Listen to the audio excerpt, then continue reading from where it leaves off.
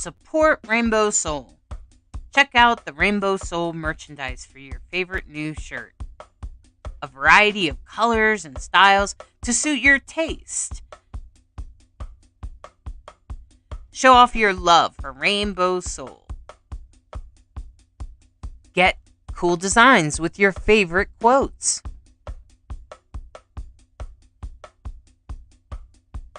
Designs come in a variety of colors so that you can express your most authentic self. Support Rainbow Soul in spreading the word that queer, gender variant, intersex, transgender is sacred. Rainbow Soul, putting the soul back into queer. Order your unique Rainbow Soul merchandise at rainbowsoul.show.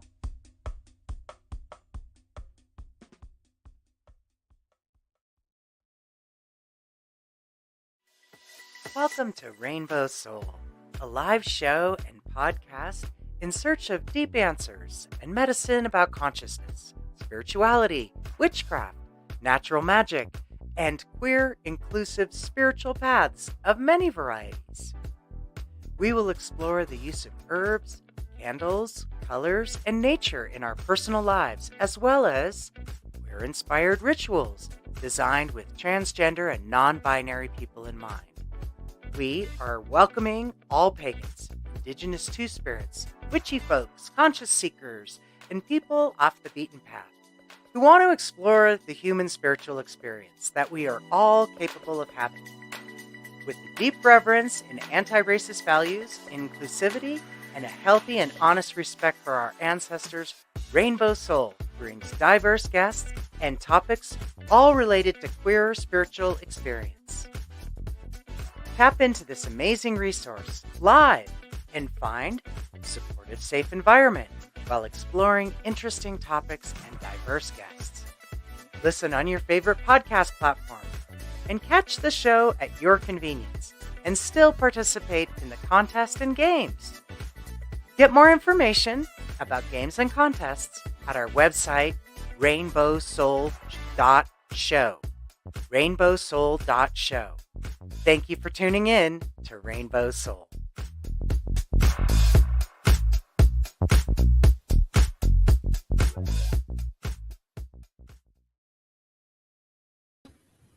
Hey! Hello.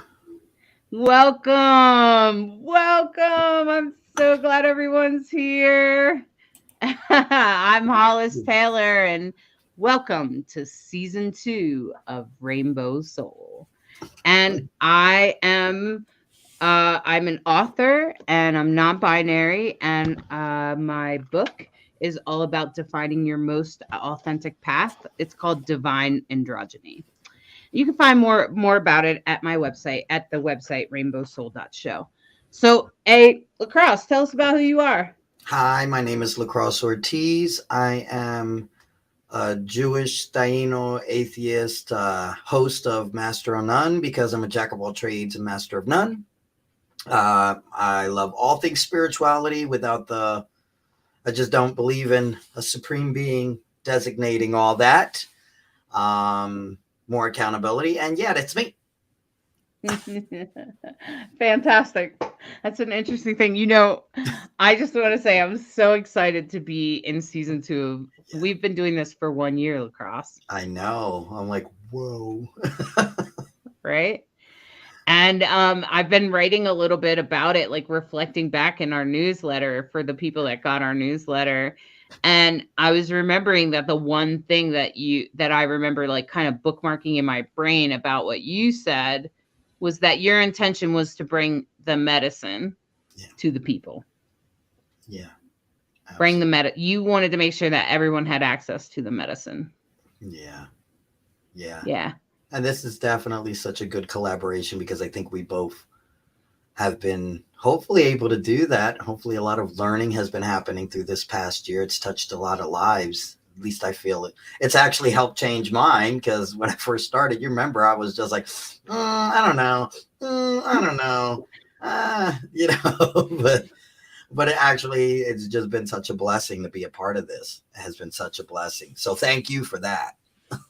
Well, all I did was follow the call, and I just was like, I think Lacrosse would be a great co-host. What do you mean? I mean, he's fair, he's a drag king, he's trans man. I mean, he's got all the things that needs to be present for a different perspective. And being two spirit is pretty special in my eyes. Being two Absolutely. spirit is like it's a sacred path. So Yeah. it's like when you meet that shaman or a person that you're like, yeah, there's something in them that you want to cultivate in yourself. And Right. so I think I see that in you, Yeah. and I also see your two spirit energy, and I've witnessed your two spirit energy personally. And Right. so I don't know, something in my heart and soul that said tap tap tap, and I'm glad I listened. Yeah. I'm glad I listened. And I'm glad we did what we did. And Right. I just want to say thank you, Sandy Griffin. Thank you. And thank you, because you have been here. I don't know if she was at the first show or not, but I remember asking her pronouns because I'm like, oh, Right. now how am I going to know people's pronouns? Right. So I'm just going to say thank you very much, Sandy. Thank you for being here. We appreciate you. And we really honor your presence here, because we honor everybody that comes and watches, Right. Eve, and everybody that shows up. Even if you miss sometimes, that's okay.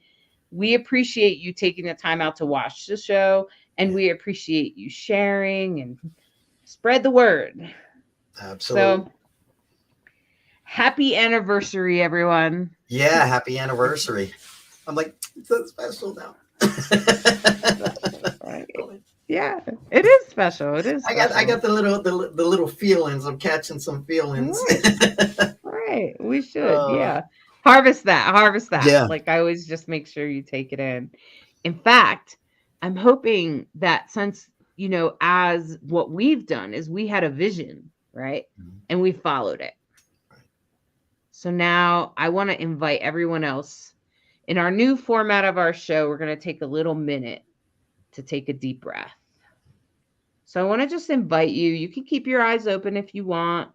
You can close your eyes, whatever helps you. But just breathe in, like breathe in as much as you can, and then blow out until there's nothing else left. And just do that again. Breathe in and blow it out. And give yourself, inside your mind's eye, I want you to see one thing that you want to manifest. Right now is the Aries moon, the Aries new year, astrological new year. So this is the time to make a New Year's resolution astrologically. So if you just take a moment, deep breath, and each time you blow out, I want you to color in that vision. I want you to make it more and more vivid to you.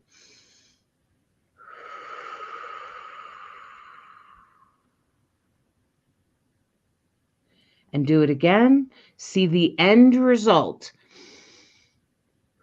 See what it is you really want in the world.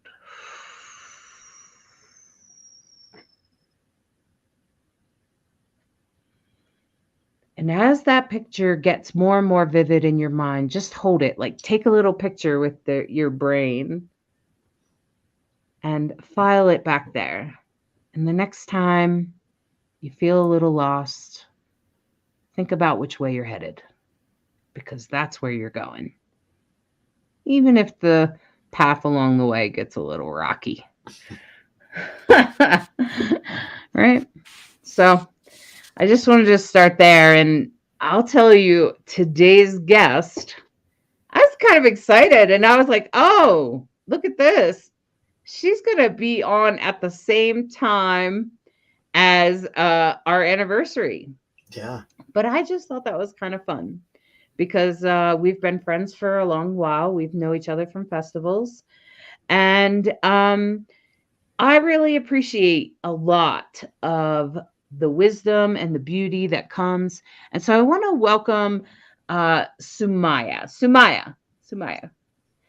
Hi. Welcome. Welcome, Sumaya. We're so glad you're here. Thanks for coming on Rainbow Soul. Can you tell us a little bit about who you are? Oh man. Well, I'm Sumaya. Um, I'm currently a new mom of a budding 3-year-old, and so that's exciting for me. I'm also a practicing clinical herbalist and a henna artist. Um, I like to dabble in the magic, witchier things of life. However, I feel I'm a little bit more of a closet spirituality.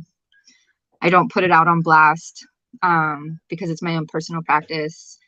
But I am trying to be a little bit more open in that respect and give uh, more of myself in that way to people. So,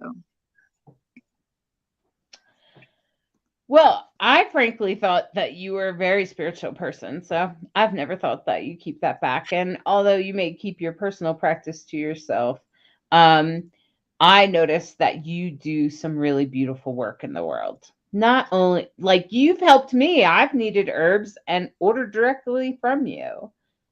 And I think that's beautiful. And can you tell us just a little about your relationship with herbs and and the medicine of it? oh, well, it's definitely harbored itself with me for a really long time of just wanting to be on a more naturalist path.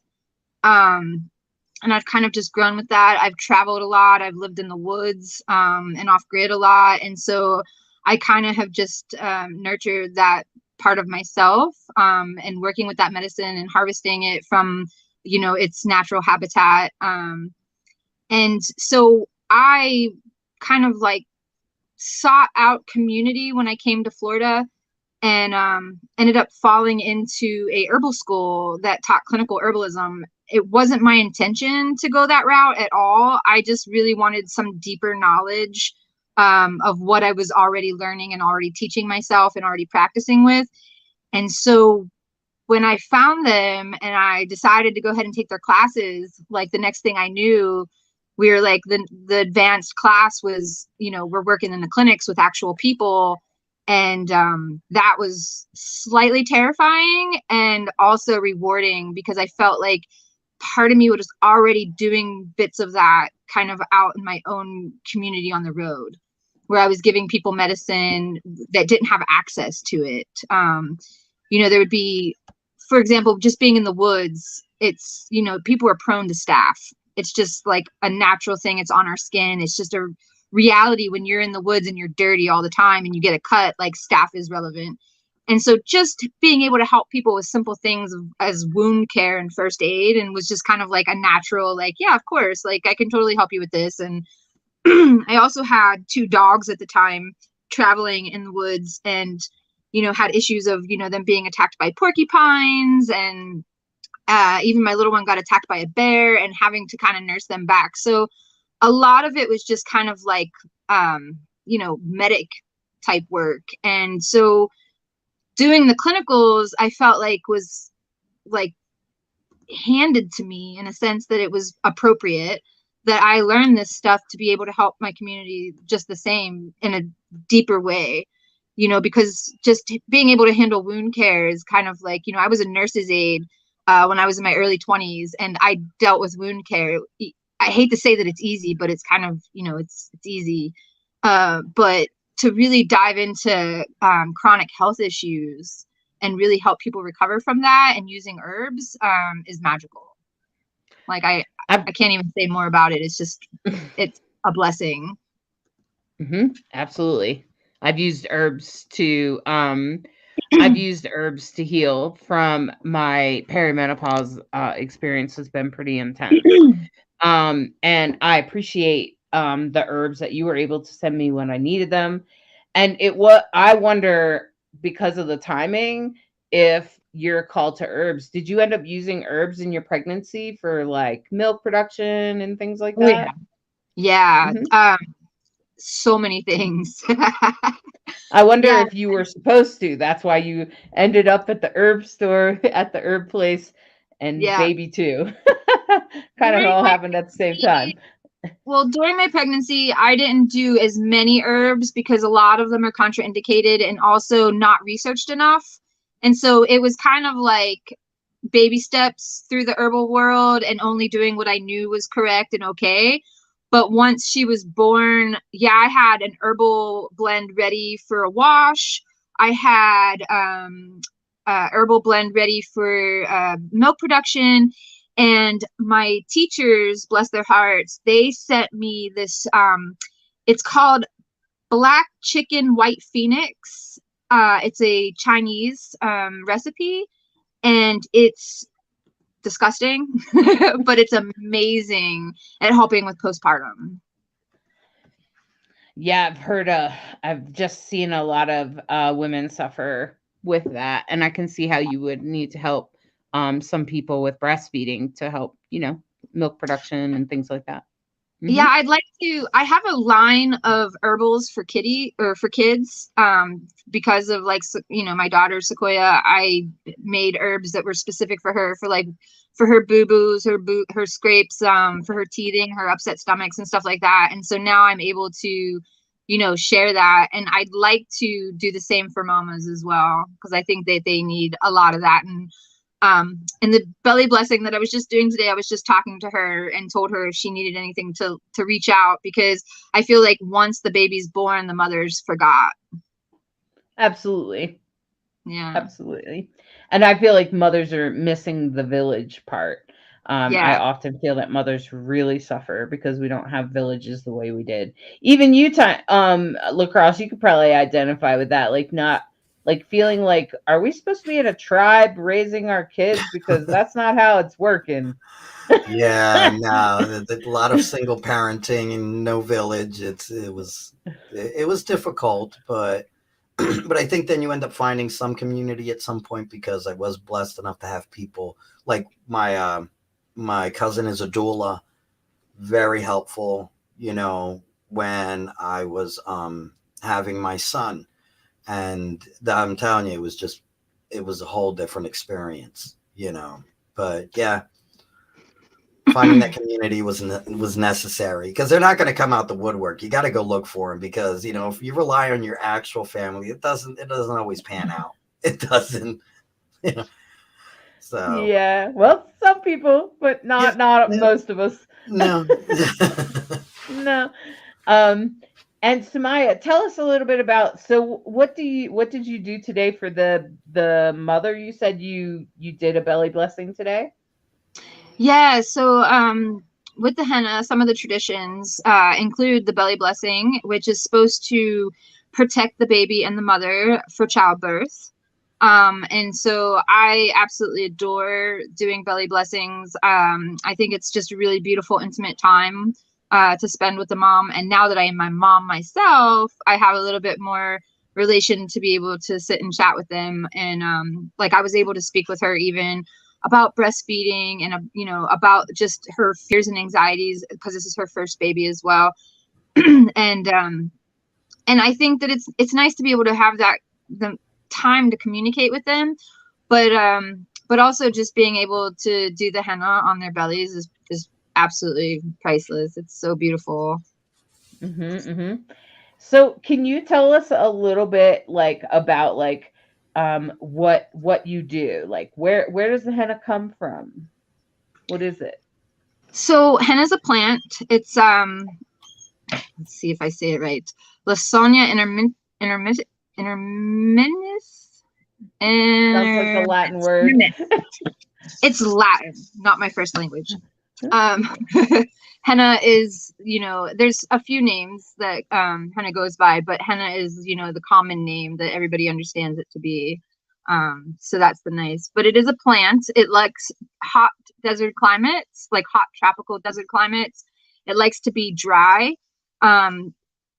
The drier the climate, the better the stain is from the henna itself. So if, for example, there's a season of drought, the henna for that crop harvest is sought after, because it's, the dye released in it is incredibly dark and vibrant, versus if it was a wet year, it wouldn't be as dark and vibrant.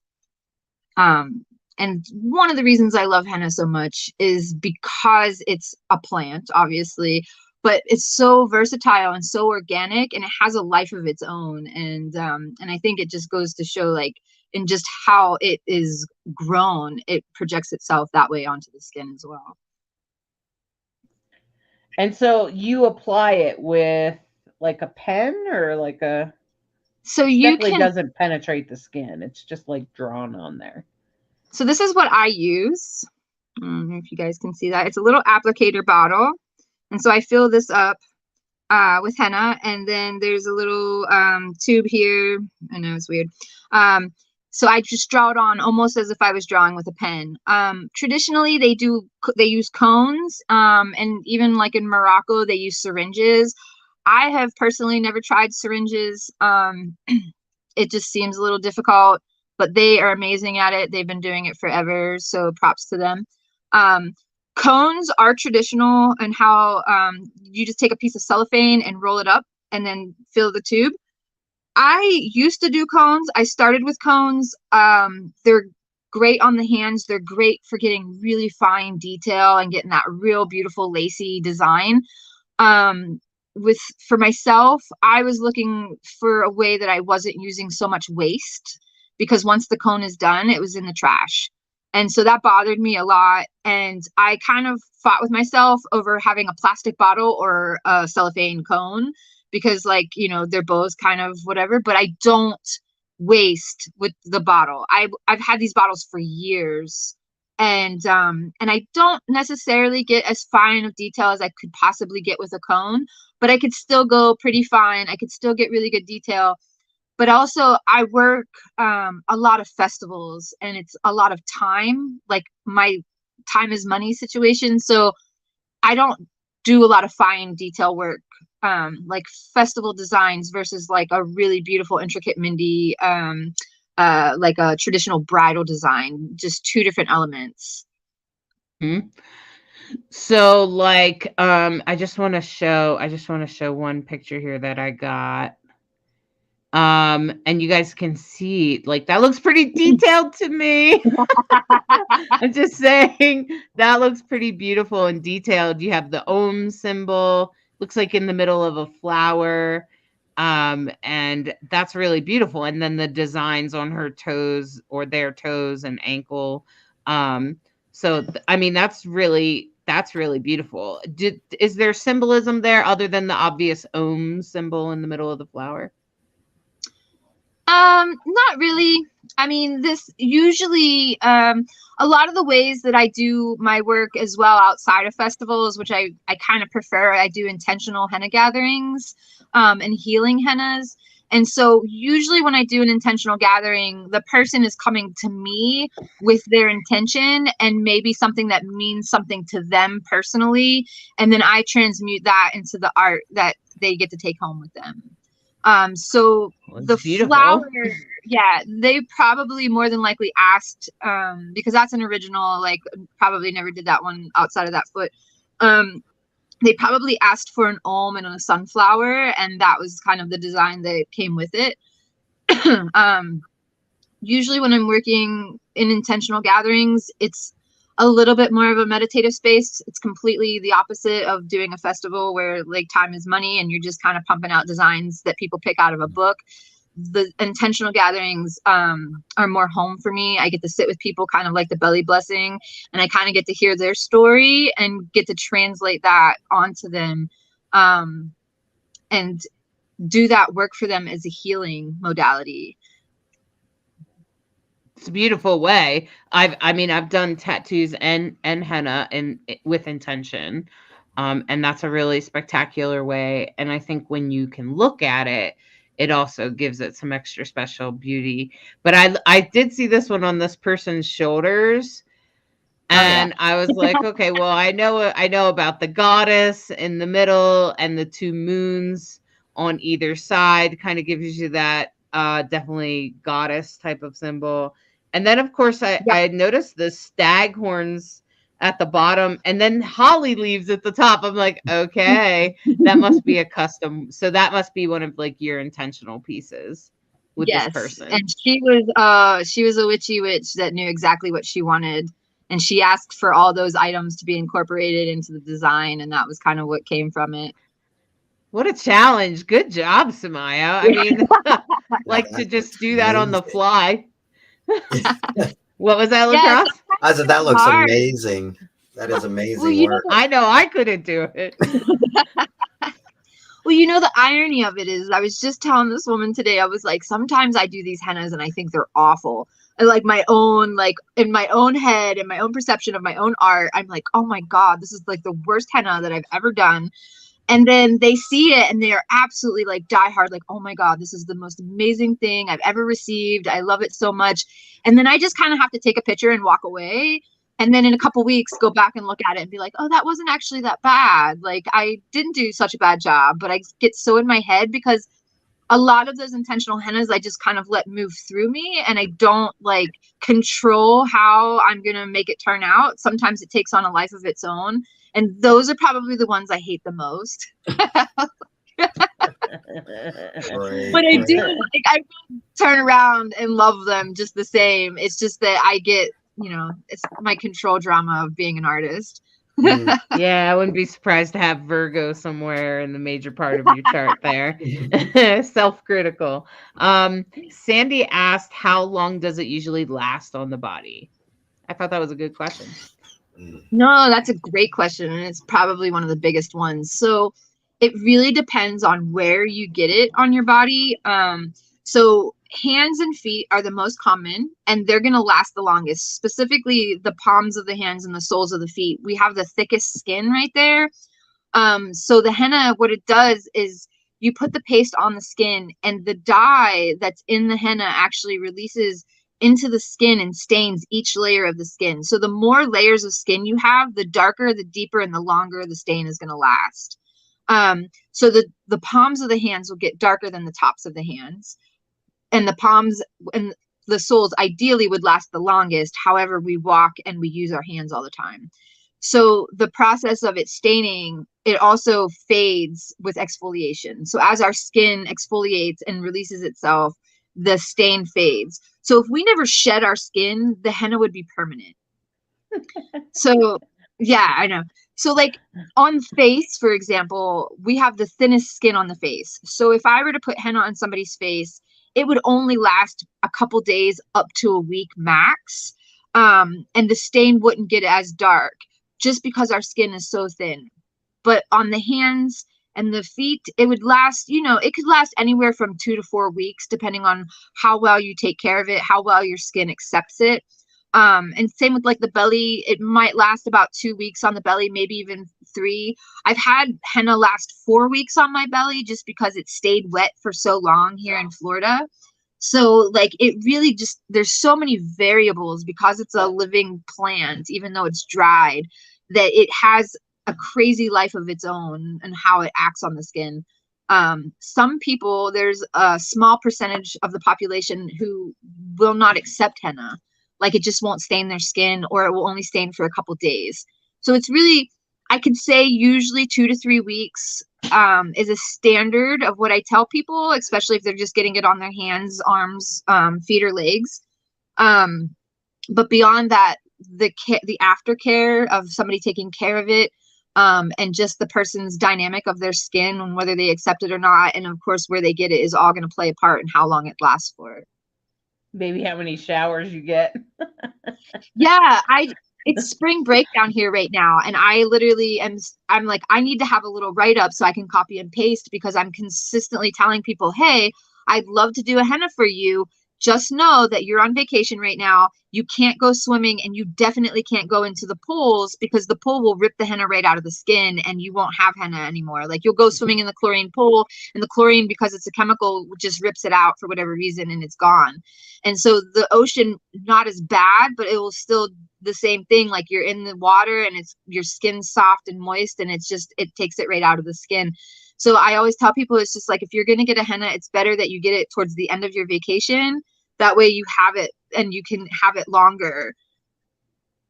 It's a waste of money. Like I'm not trying to take people's money and have them lose their henna after. You've always been a very fair person, Sumaya, and you value the dollar bill, and I appreciate that about you. Um, and I want to say, like, this one, I was kind of like, all right, Sumaya, I want Nice. that.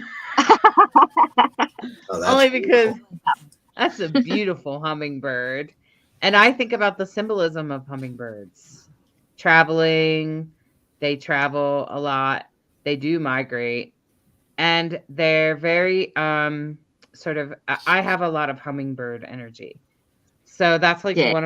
that's one of my totems. So I was like, "Hey, that's the one I want." So I assume the person asked for a hummingbird. Yes. Yeah, Yeah. that's beautiful. Did you see my It's root? really I don't think so. Hold on. I have the You is have to this look for the that one. I found this one. I found this one, which Yay. as a mother, I really like this one. Like that feels really like as above, so below even, and with the sort of the whole belly just makes it I don't know. Yeah. It's just this is really beautiful. As a blessing. Do you want to tell us anything about that? Is that what I assume she I requested? Yeah, no, this is such a good one to talk about. So this is beautiful. This girl, this woman, she came to me and asked me for a tree of life. And I thought to myself, can I do more than a tree of life? Like I want to do something really special. And so this particular the mama in the center, there's actually it's like a mama and a child is the original image, and I made the mama into a pregnant mama. And I wanted to do that as the trunk. But even more so, let me see here if I can remember where they're all at. 1, 2, 3, 4. I think there are at least 5 sigils in this one. 6, Mm. 6, 7. There's 7 sigils in this one. Tell us about what sigils are. So they're, oh gosh, I'm not the best person to talk about them, but they're I guess they're personal to each person. She chose these ones offline of people who had already drew those out, but the sigils are supposed to be kind of like maybe like a spell for protection or intention to the person, to the individual who creates them. But I don't really use them all like that. I mean, I guess I do. I do henna, so I kind of do a little bit, but yeah, I'm probably not the best to define them. A sigil is just a symbol that has some sort of intention or meaning in it. Yeah. I think I see some down on the bottom right of the belly there. So there's Which I one think right they're in actually the center of I see. the bottom Mhm. center, and then I guess it would be the right. Mhm. I guess it would be the right to you too. Yeah. She's Mhm. holding one, and then there's 3. There's 2 in her belly, and then there's one right below it. Yep. And then there's the break that's in the top canopy that kind of almost Okay. looks like a butterfly. Uh-huh. Is another. Yeah. So the ones down in the lower right look Slavic. And maybe even the one on the belly there could even be Yeah. Slavic. Like if I was to just guess. Just because I play around a little bit with symbols. I've done a little bit of work around that. Okay, so here's another belly, which I think these are great. So do you normally ask the pregnant person to come in before, like right before they're about to give birth, like in their last month? No, that's usually the time I think that most people get them. That's when their bellies are the fullest. And that's also whenever they're like deciding to get their pictures taken. I personally prefer it when they're a couple weeks before their due date. Just because their belly is just so full and round and just ready, that it just takes the henna in such a beautiful dynamic. But it's really up to the mother. The mother that I did today, or the mother to be, she still has 2 more months. And the reason she got it now is because she's leaving to go to Ohio, and she wanted to get it before she left. Oh my, what a thing to be doing just before your baby arrives, eh? Yeah, I was Well, traveling all the way up to 8 months. right, I know. I can't imagine. I definitely had an interesting pregnancy, but anyway. And then I was fascinated when I started seeing you offer candles. I was Oh, like, "Oh my god, it's an awesome candle." Oh yeah, that is very cool. so I Isn't need it? outlets. Was this I like don't know. wintertime Florida activity? Well, it was kind of a for fun thing back when I first started doing henna, and I realized really quickly that henna candles in Florida suck. They melt in December. So, Oh. so I started making them as just a Christmas thing, or an as like to order it. Like you can order a custom candle anytime. I can make them. But at Christmas, I kind of will go and make like an abundance of them. Some of them I like to make intentional candles too.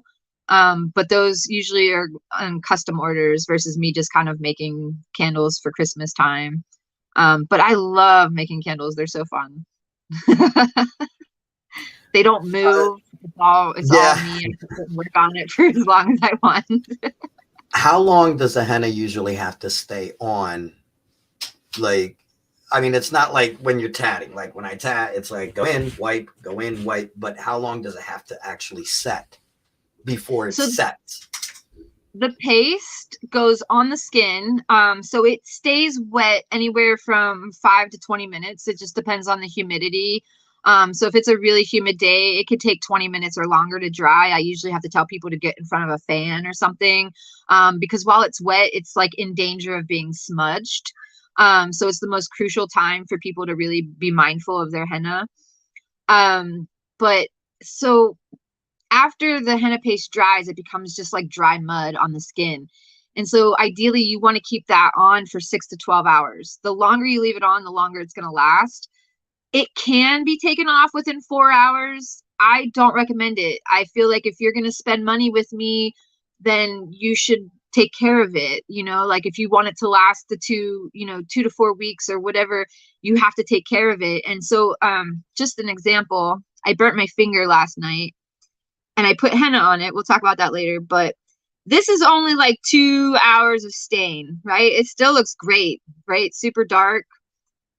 This won't last very long because it was only on my skin for, maybe 2 to 4 hours max. Like this will be gone by the end of the week. It'll start fading out.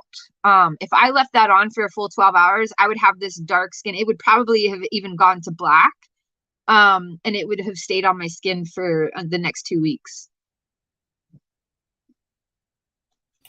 Oh wow, yeah. You're on mute. It's okay. I was just noticing that the community is loving your stuff. Everybody's loving. Yeah. Love the spirals and Sandy said beautiful, and Jamie had no idea that you could henna candles, and so Oh, neither you did can. I, Jamie, Yeah. until I seen Sumaya did it, and then I was like, oh, well, Like that's that's a kind new of one for cool. that's a new one for me. You can make a wedding candle. I mean, that'd be I pretty cool. I Yeah. have that actually up on my website. You can order Unity candles as well, and Yeah. so you get 2 candles, one for each partner. And Mhm. you can henna drums. I don't have any of my drums hennaed because they're new. They're up there on the wall, but so I don't have anything to show. But if you went online, you could see my drums as well. And the thing that's really great with the drums is that it's skin just the same, so it stains just the same, but it doesn't go away because it's Mhm. not shedding. So you get to have a stain on your drum for the life of the head. So if the head breaks, you're out of luck. But if it doesn't break, you have a beautiful henna design on your drum forever. Oh wow, that's I Yeah. amazing. have seen some drums like that. They're really beautiful. I Yeah. love Mhm. doing drums. It's like the same as belly or henna bellies. Like I just got this big giant canvas to work with. And what's nice with those is I could even sketch out designs that I want to do and like make it perfect. So Right. Right. yeah. Right. So you can do a pre-plan. That's very Yeah. cool. Yeah.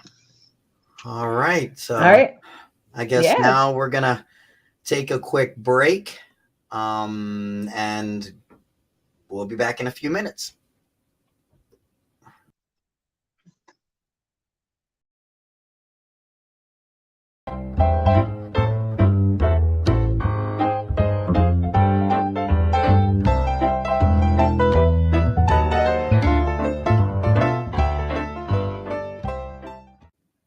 Hello, everyone. I'm your host, Lacrosse from Master of None, and this is Little Nuggets.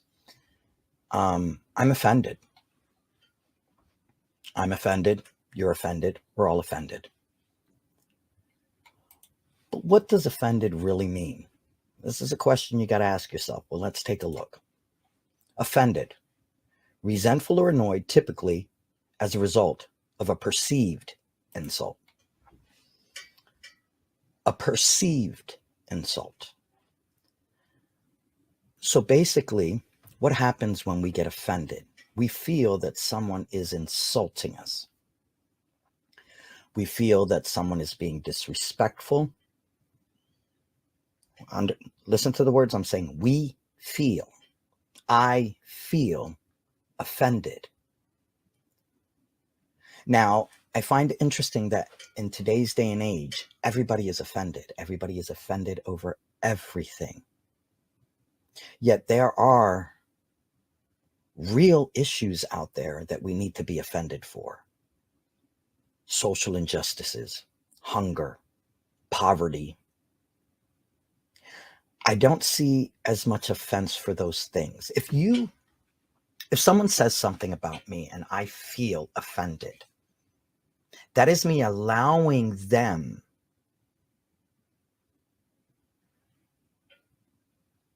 to create within me a negative attitude, or allow them to enter my realm with their negative energy. So with that being said, is it really worth the offense? Is what that person's saying valid? Is it truthful? And if it is truthful, what can I do in my soul to correct it?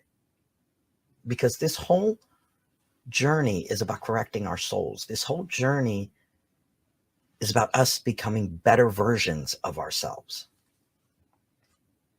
Not to sit around and live in martyrdom or a form of victimization, because that's not evolving. That is not making you improve. So don't let people rent that space in your life. And if what they're saying is true, correct it. Correct your soul. Genuinely have an open mind when the offense comes in. And then if it is not truthful, poof, out of my kingdom. You banish it because it's not true. All right. So that's today's little nugget. Please make sure to like, share, and subscribe on Master of None. Have an amazing day. Hello, everyone. I'm your host, Lacrosse from Master of None.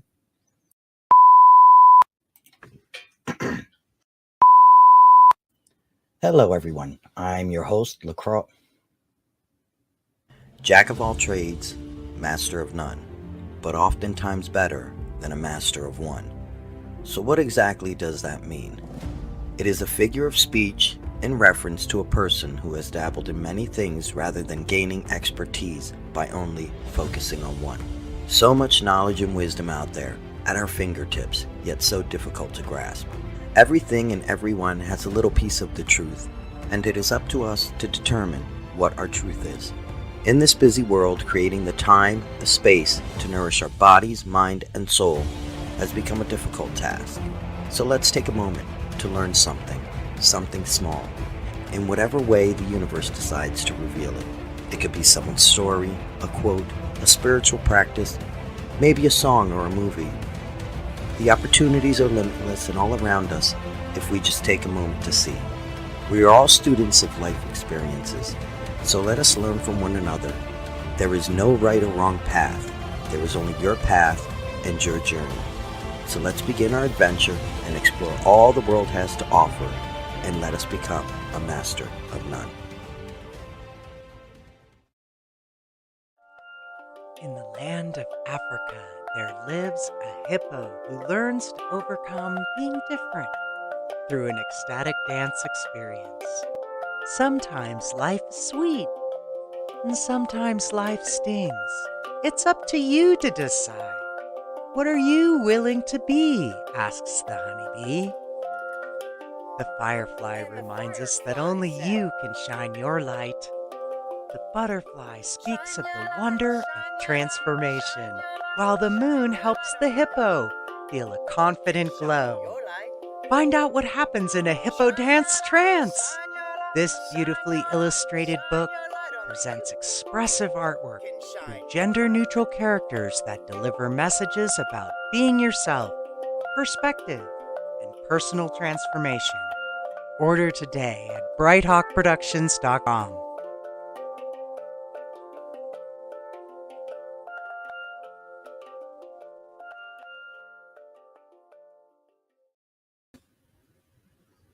We're back. Oh, you're muted. Oops. I was just gonna say, I love your little nuggets. What do you guys think? Do you guys think the little nugget in the middle? And I just want to say, as soon as it came on, I thought I was reading this. Jamie said, off-ended, made to feel like something is unfair. One end up, one end down, imbalanced, offended. I was just like, off-ended. Oh, that's great, Jamie. But Sandy approves of your little nugget. And I totally approve too. I think they're adorable. I think it's great. We wouldn't be able to do a show without a poof. There has to be a poof. That's what I said. As soon as you said poof, I was like, here we go with the poofing people out of your life. I can't blame you. That's what you got to do. So, my friends, I want to go ahead and bring Sumaya back out because Sumaya has our magic word. Oh. So if you have the magic word, put it in the chat. And whoever the first person is to put it in the chat, it's in your newsletter. It's in your email, I promise. I sent it out last night, so you should have found it sometime today, hopefully. It's in your email if you signed up for the newsletter, and there is a magic word. And we'll wait until somebody says it and I see it in the chat. And in the meantime, Sumaya sent me this really cool picture of shoot, I just had it and now it's gone. Of a drum is what it was. Here it is. Okay. So you know how we were talking about how you can henna a drum. Oh, look at that. Isn't that beautiful? So that won't wear off at all? Or, even with the playing and like the oils from the hand? So the henna paste itself will eventually come off. I like to tell people to leave that paste on for about 2 weeks. But once that paste is scraped off, you're left with a stain just the same as it would be on your hands, and it won't wear off. Wow, that is beautiful. Even for crazy players. Yeah, because we know some of them. Yeah, I mean, I me too. So the only time that's going to come to an end is whenever they bust the head of the drum. Oh, okay. Yeah. So once you bust the head, it's done. You have to get a new one. Yeah. Not everybody's like that, but I definitely know a bunch that are. So, and they don't usually get henna on their drum because they will bust it. Yeah. Oh, okay. Wow.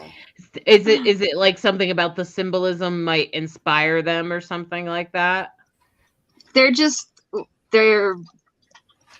amazing drummers, and they drum hard, and they drum all night, and yeah, it just happens. They'll tighten their drum every night, and the more it gets tight, the more it is just bound to break. So I think for the majority of people who have drums, it's, their drum will last them for a really long time before it were to break or anything like that. But, just even for us here in Florida, the humidity really kills the drum. And so they have to tighten it every single night. They have to tighten it often. And so the more that the drum gets tightened, just the physics of it, just, it's bound to happen.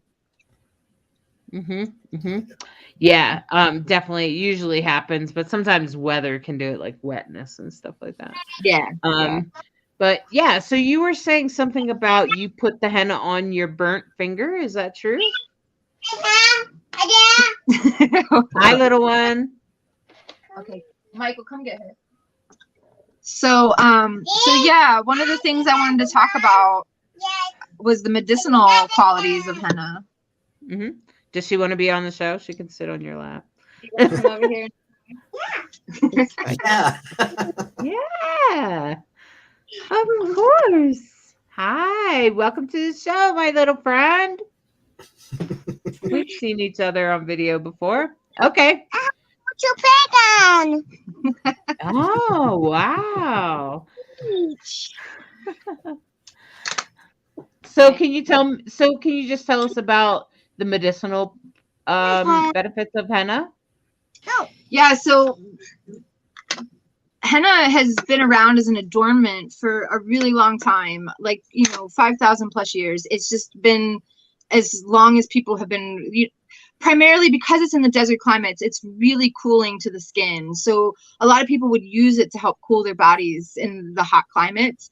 But it was used medicinally for like fevers and for heat exhaustion and things like that. And so they realized that it stained the skin, which is how it became an adornment, because then they were like, oh, we get this lovely stain from it, so we can totally play with it as an adornment as well. And started drawing with it, and it became an artistry. Hey, what you do?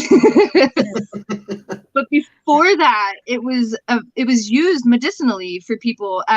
So the reason it's on my finger for burn is because it's cooling. And like they like to say it's cool, I like to say that it's a refrigerant, because it'll literally, when I put henna on people, like they will start shivering. If it's cold outside, they'll start to get cold. It will drop their entire body temperature down.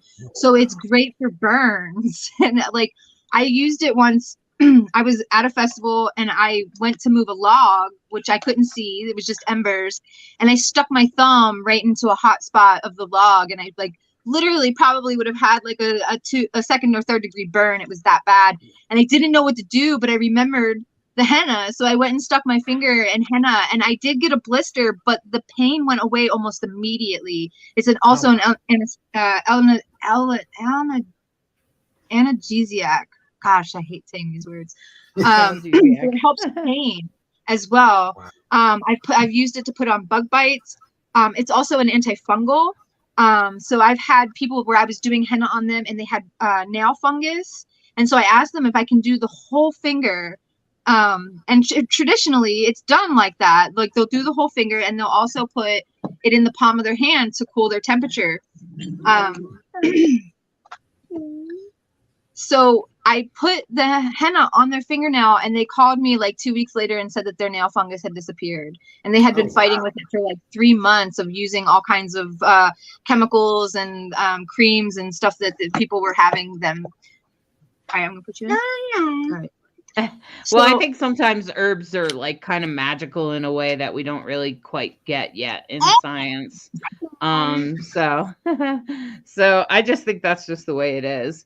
Is there anything about henna that we should know before we end the show, before we're done? Any last thing that should be said about henna?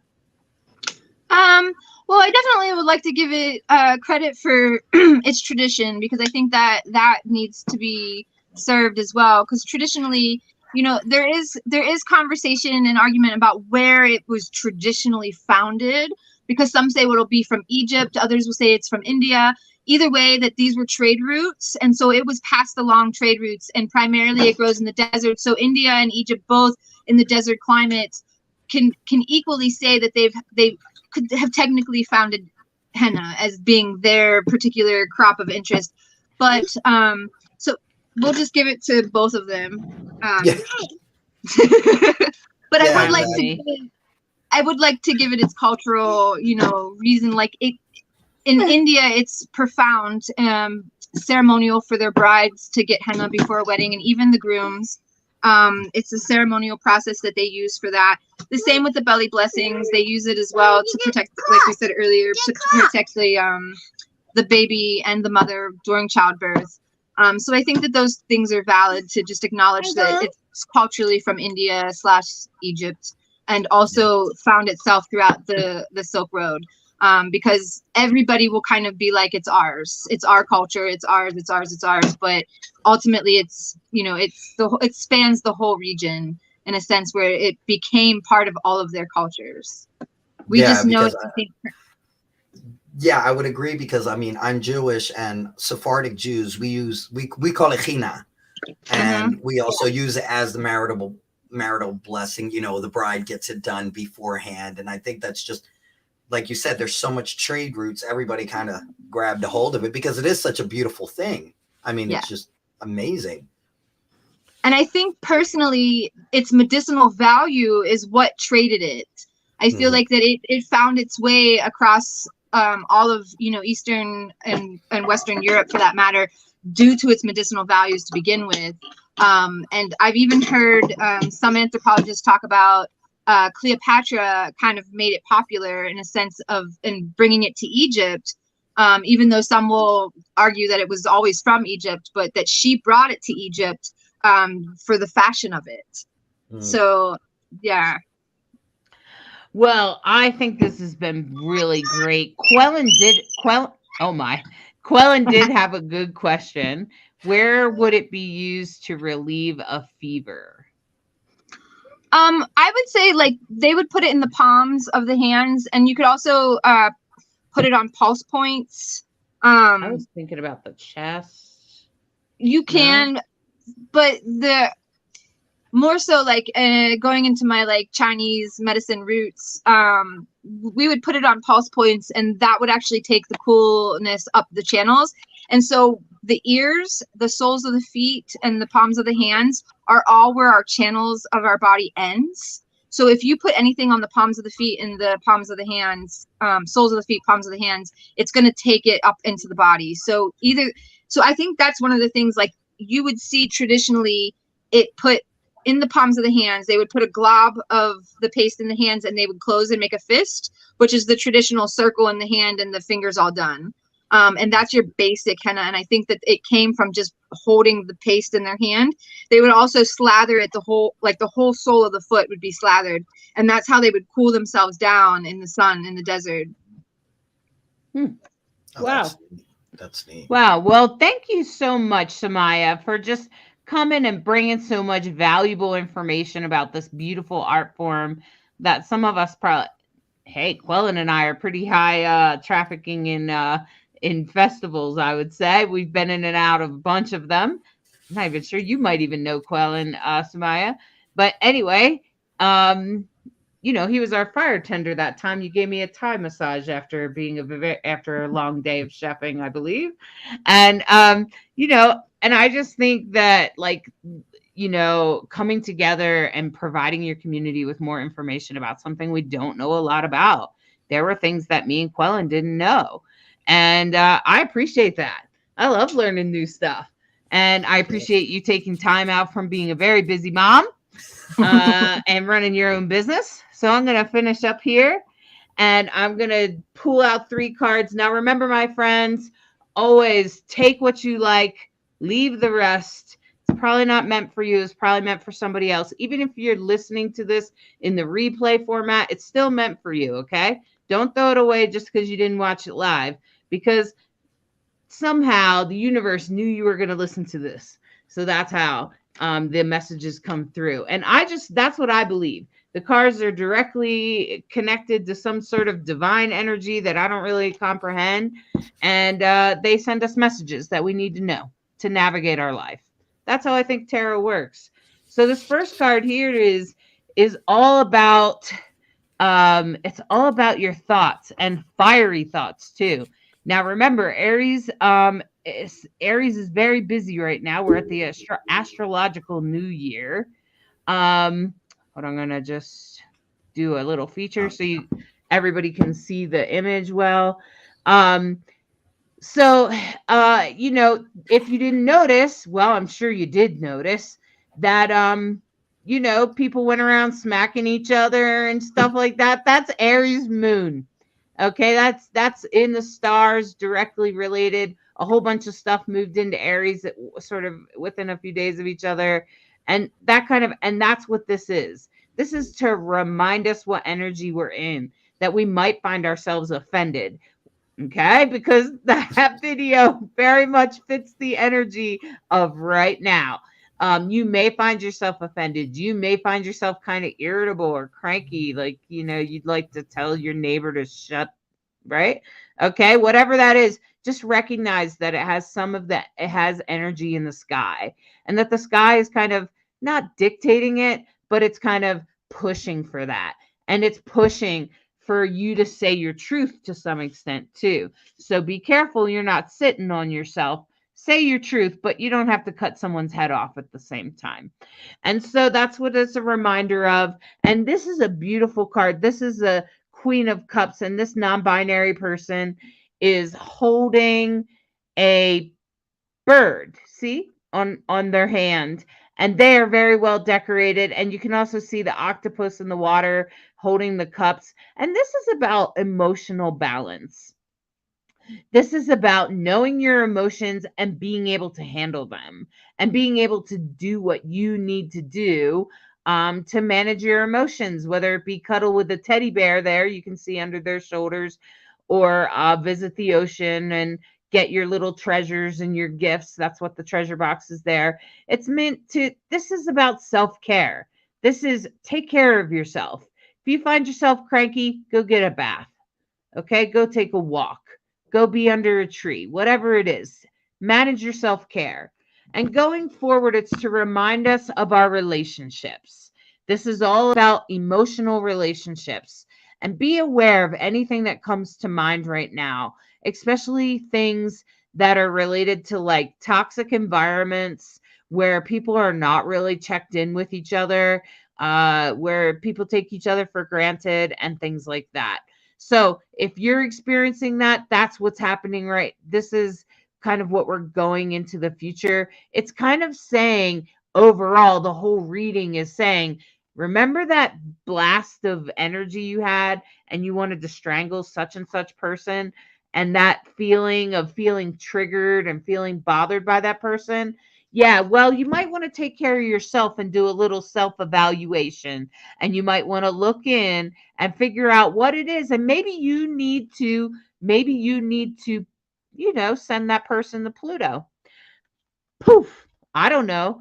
You may need to send them out of your life, or you may need to deal with some of your behaviors that have to do with making that relationship toxic.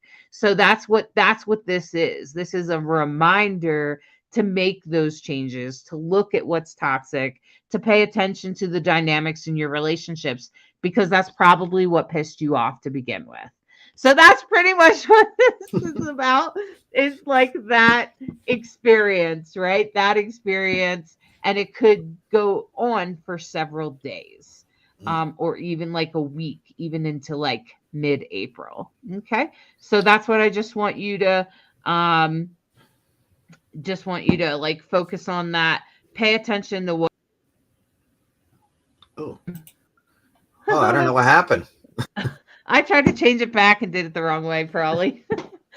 So thanks so much, everyone. Thank you so much for being part of Rainbow Soul. Thank you to Sumaya. I think she had to probably run off with her child. If I know anything of what it's like to have a small one, no doubt that's what's going on.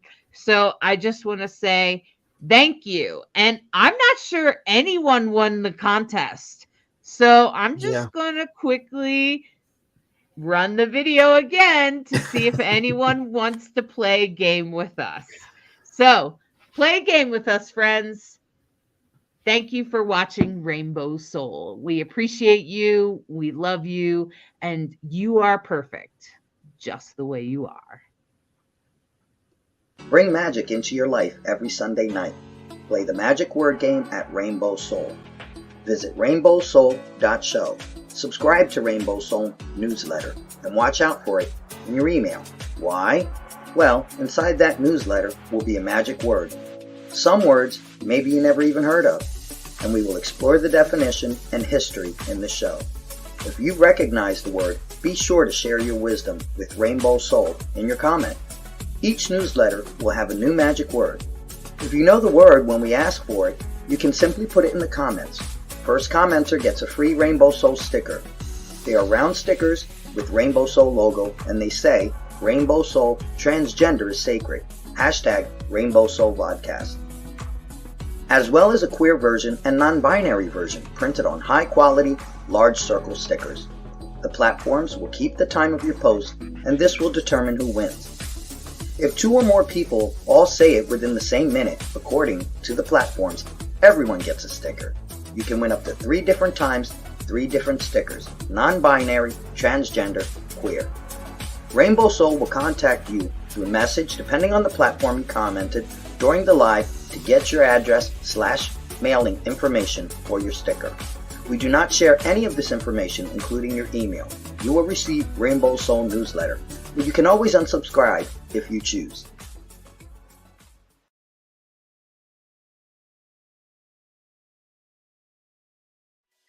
Thank you for watching Rainbow Soul. We are so grateful for your presence and listening in this past hour. Be sure you're subscribed and get notifications so you can join us and catch us every Sunday night here live. We appreciate you sharing, commenting, reacting, and inviting others to the show. This is a show for you, so tell us, who would you like to see on the next show? What topics inspire you? You can always find replays, more about the host, blog posts, merchandise, information about games and contests, and social media links at rainbowsoul.show. We love to show our gratitude with fun and games and contests with prizes that celebrate who we are as a community. Rainbow Soul holds the intention to explore consciousness and spirituality in cultures with a deep reverence for cultural roots, equality, and inclusion. We are always striving to recognize the spiritual medicine available to all of us in the modern world. We hope that you walk away knowing that you are perfectly valid in whatever identity you embrace for yourself and that you are sacred, just as you are. Thank you so much for tuning in to Rainbow Soul.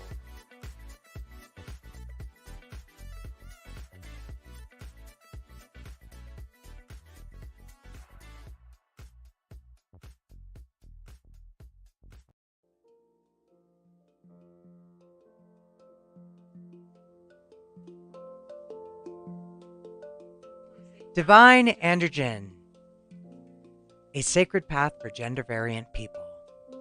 This book details Hollis's story, including some insights into their traumatic childhood, their gender experience, and how they now celebrate empowerment as a non-binary person in a binary world.